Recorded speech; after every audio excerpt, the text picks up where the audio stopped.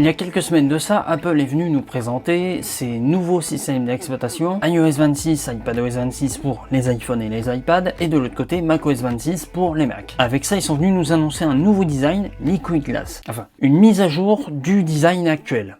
Vous me la ferez pas à moi. De mon avis personnel, Liquid Glass est un design qui manque cruellement d'ambition. On s'attendait à beaucoup plus de la part d'Apple sur le design, puisque c'est un petit peu ce qui avait été annoncé, et au final, je trouve personnellement, je te laisse faire ton avis, que ça n'est qu'une bête mise à jour du design actuel. Ça a également posé beaucoup de problèmes d'accessibilité, à cause des nouveaux effets de transparence et du mode transparent de cette nouvelle interface. Et on va s'intéresser à iOS. Regardez, c'est le centre de contrôle d'iOS 26 Beta 1. Le flou qui sépare le Springboard du centre de contrôle n'est pas assez élevé et le contraste des icônes du centre de contrôle ne l'est pas non plus. Assez élevé, j'entends. Les bêta-testeurs se sont plaints en masse, c'est le rôle des bêtas en même temps, signaler les problèmes. Apple a donc dû corriger le tir. Voici iOS 26 Beta 2 et son centre de contrôle où on voit que le flou en arrière-plan a été augmenté ainsi que le contraste. On distingue donc beaucoup mieux les icônes du centre de contrôle. C'est ce qui posait problème ici dans ce point très détaillé. L'accessibilité sur ce nouveau design, c'est une question quand même qui revient très souvent. Dis-moi en commentaire ce que tu penses de la nouvelle interface Liquid Glass, que ce soit sur iOS, iPadOS et macOS. Et puis à bientôt, hein!